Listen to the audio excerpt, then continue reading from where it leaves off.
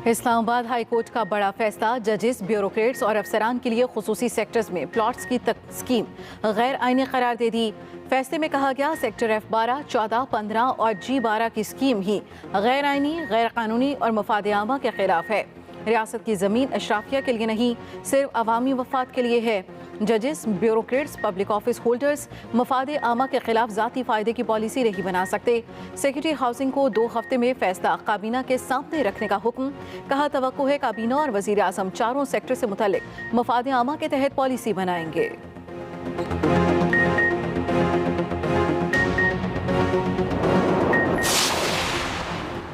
वज़ीर आज़म इमरान खान आला सतह वफ़द के साथ 4 रोज़ा दौरे चीन पर रवाना।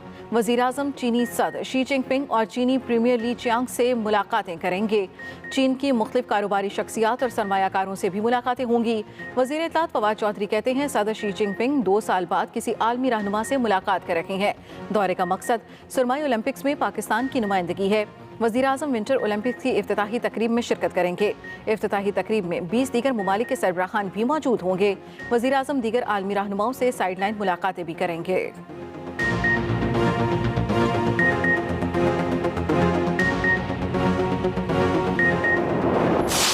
चाइना का जो ट्रिप है ये बहुत ही इम्पोर्टेंट है हमारे लिए, पॉलिटिकली भी इम्पोर्टेंट है लेकिन इकोनॉमिकली बहुत इम्पोर्टेंट है।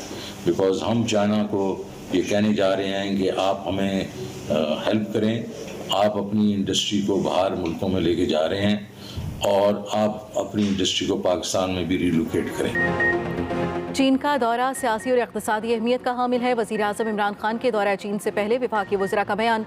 वज़ीर ख़ज़ाना शौकत तरीन ने कहा पाकिस्तान के खुसूसी इक़्तिसादी जोन तैयार हो चुके हैं। चीन से इंडस्ट्री पाकिस्तान लाने का कहा जाएगा। ज़राअत के शोबे पर खुसूसी तवज्जो देने की ज़रूरत है। वफाकी वज़ीर असद उमर बोले चीन में अहम अमूर ज़ेर बहस आने वाले हैं। कुछ शोबों से मुतालिक बहुत ख़ास तफसील शामिल की गई है। मुशीर सलामती मोईद यूसुफ ने कहा दौरा चीन के दौरान अफगानिस्तान को मजबूत बनाने की बात होगी। अफगानिस्तान से मुतालिक चीन से ताल्लुक शराकतदारी का है।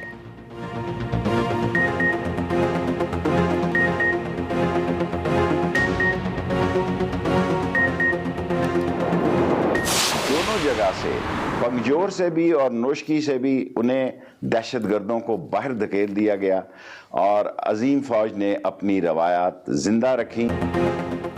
मुल्क भर में बादलों की एंट्री, पहाड़ों ने भी बर्फ की सफेद चादर ओढ़ ली। लाहौर, इस्लामाबाद, रावलपिंडी समेत कई शहरों में रात से वक्फे से बारिश जारी। खैबर पख्तूनख्वा, शमाल मशरक़ी पंजाब, गिलगित बल्तिस्तान और कश्मीर में भी झड़ी लगी रही।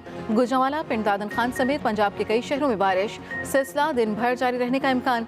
कोयटा, सवाबी, DI खान में भी बादल बरस पड़े। कराची में तेज हवाओं का सिलसिला जारी। मरी में फिर आसमान से सफेद रुई के नर्म गालों की बरसात। आज़ाद कश्मीर में गंगा चोटी, लुट्सना और तोलीपीर में वक्फे से बर्फबारी जारी। वादी अलीपा में भी हर तरफ सफेदी छा गई।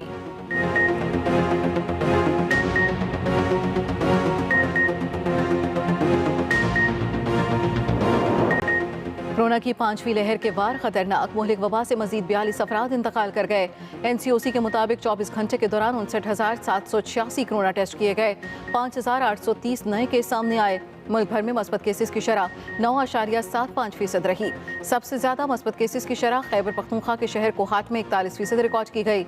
लाहौर में शरह 12.7% रही, जबकि रावलपिंडी में शरह 12% तक रिकॉर्ड की गई। कराची में शरह 20% से नीचे चली गई।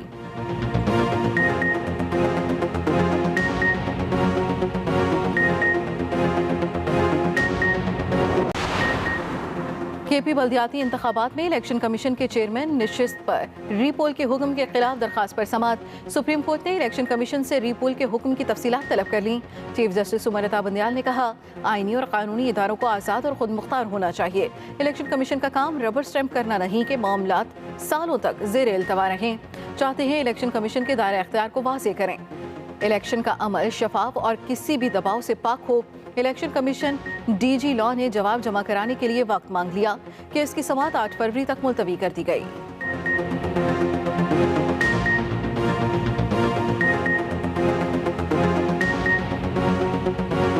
MK रहनुमा वसीम अख्तर ने मीडिया से गुफ्तगू में कहा हम इख्तियार ना मिलने के बायस पूरी तरह डिलीवर ना कर सके। 2013 के एक्ट में बहुत सारी खामियां हैं। एक्ट से मुतालिक वज़ीर आला सिंध समेत सबसे बात की और तजावीज़ भी दी। एक्ट में वो इख्तियार नहीं दिए गए जिससे बेहतरी आ सकती है।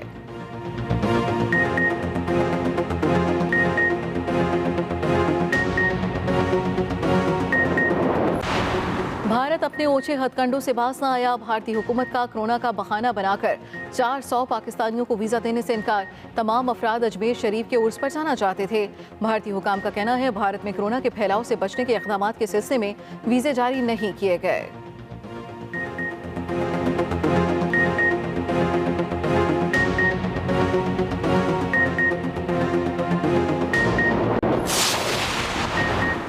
भारत में अक़लियतों पर जुल्म के खिलाफ अमरीकी सेनेटर का इजहार तशवीश। अमरीकी सेनेटर एडवर्ड डमार्की ने इंडियन अमेरिकन मुस्लिम काउंसिल से खिताब के दौरान कहा कि भारतीय वज़ीर आज़म नरेंद्र मोदी की वजह से तशद्दुद का माहौल जड़ पकड़ रहा है।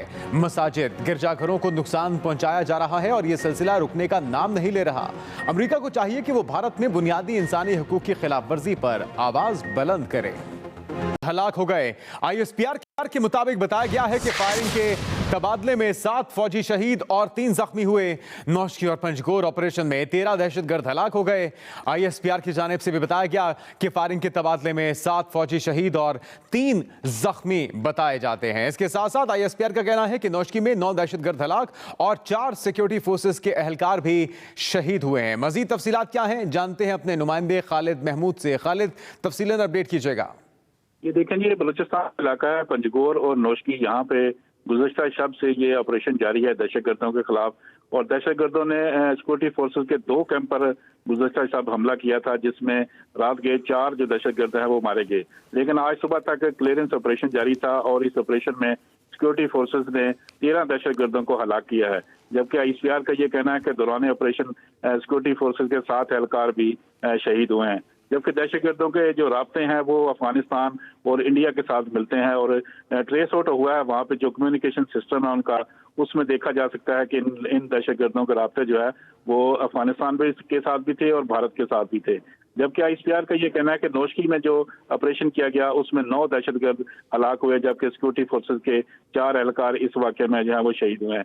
जबकि पंजगोर में 4 दहशतगर्द मारे गए हैं। इसके अलावा सिक्योरिटी फोर्सेस ने 4 से 5 दहशतगर्द ऐसे हैं जिनको घेरे में ले रखा है और उनके खिलाफ ऑपरेशन जारी है। तो हम सिक्योरिटी सूरत हाल के हवाले से अभी कुछ चीजें मजीद सामने आ रही हैं, जिसमें जा रहा है कि सिक्योरिटी फोर्सेस ने दहशतगर्दों का जो घेरा है वो तंग कर दिया है और मजीद जो है वो दहशतगर्दों के हलाक होने की इतलात भी है कि वहाँ पे सिक्योरिटी फोर्सेस का क्लियरेंस ऑपरेशन जो है वो अभी तक जारी है। जी तो खालिद, इन दहशतगर्दों की उम्रें क्या बताई गई हैं, इनकी शनाख्त से मुतल्लिक क्या बताया गया है?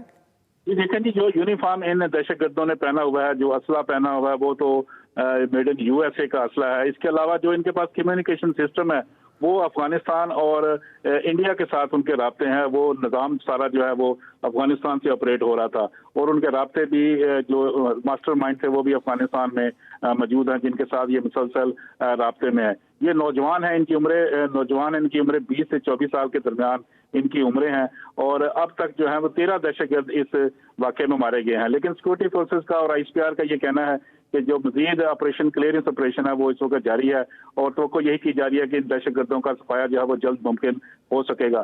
तो अच्छा, एग्जैक्टली खालिद, क्या ये मालूम हो सका ISPR की तरफ से बताया गया कि इनका किस तंजीम, किस गिरोह से ताल्लुक है मारे जाने वाले दहशतगर्दों का? जी देखेंगे, अभी तक तो क्योंकि इनकी शनाख्त की जा रही है, सिक्योरिटी फोर्स का क्लियरेंस ऑपरेशन अभी तक जारी है।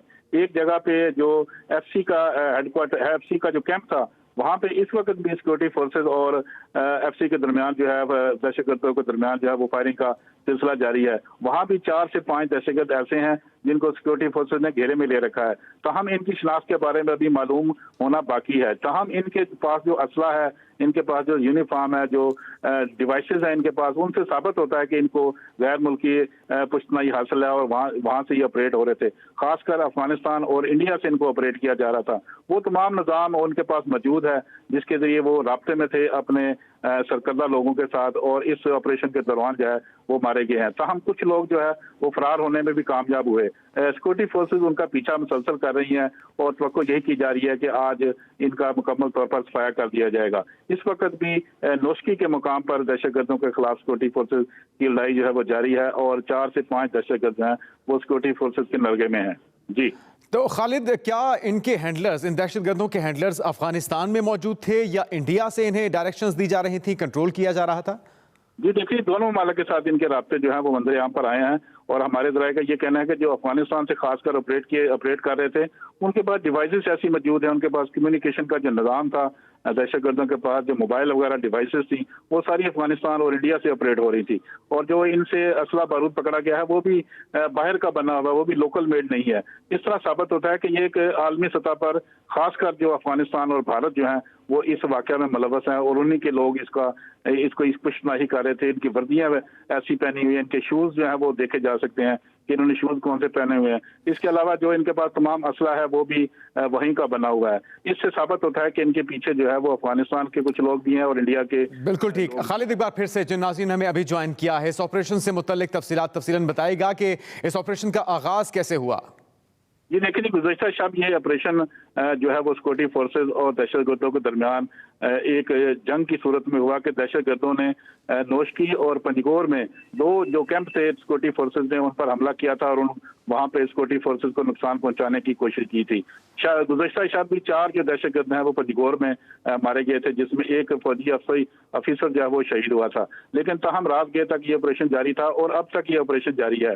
इसमें पंजगोर और नोशकी में जो है ऑपरेशन के दौरान अब तक 13 दहशतगर्द मारे गए हैं, जबकि ISPR का ये कहना है कि दोनों इलाकों में, इन दोनों कैंप्स में जो दहशतगर्दों ने कार्रवाई की उसमें सिक्योरिटी फोर्सेज के 7 एहलकार जो हैं वो शहीद हुए हैं। तो हम इन तमाम का राब्ता जो है दहशतगर्दों का वो भारत और अफगानिस्तान से मिलता है। इनके पास जो डिवाइसेस हैं, इनके पास जो मोबाइल सिस्टम है, जो नेटवर्क का तमाम सिस्टम था वो अफगानिस्तान से ऑपरेट हो रहा था। इस तरह ISPR का ये भी कहना है कि नोशकी में जो है खाली 9 दहशतगर्द जो है वो मारे गए हैं, जहाँ पे सिक्योरिटी फोर्सेज के 4 एहलकार जो हैं वो शहीद हुए थे, जबकि 4 से 5 जो दहशतगर्द हैं इस वक्त भी उनको सिक्योरिटी फोर्सेज ने घेरे में ले रखा है और उनके खिलाफ कार्रवाई की जा रही है। खालिद, ये गुज़श्ता होने वाले 1 हफ्तों के अंदर जो तादाद है वो बहुत ज़्यादा है सिक्योरिटी फोर्सेज के ऊपर हमलों की, उनकी चेक पोस्टों के ऊपर हमलों की। क्या ये कोई नई तंजीम है, कोई नया गिरोह है, या पुराने दहशतगर्द दोबारा से मुनज़्ज़म हो रहे हैं? इस हवाले से सिक्योरिटी इदारों का मौक़िफ़ क्या सामने आया? जी देखिए, जब से ये अफगानिस्तान की जो बाढ़ लगी है, पाकिस्तान और अफगानिस्तान के दरमियान बाढ़ मुकम्मल हुई और उसके बाद पाकिस्तान ने ईरान के साथ जो हमारा बलूचिस्तान का सारा एरिया लगता है वहाँ पे भी बाढ़ लगाने की कोशिश की और काफ़ी हद तक 70% जो है पाकिस्तान ने ईरान के बॉर्डर पर भी बाढ़ लगाई। तहम दहशतगर्दों की जानिब से वहाँ मुतअद्दिद बार ऐसी कार्रवाई की गई कि बाढ़ को तोड़ा गया और वहाँ पे दहशतगर्द जो है वो पाकिस्तान में, खासकर अफगानिस्तान में दाखिल होते रहे और सिक्योरिटी फोर्सेज ने उनका मुकाबला भी किया। लेकिन चूंकि अभी तवील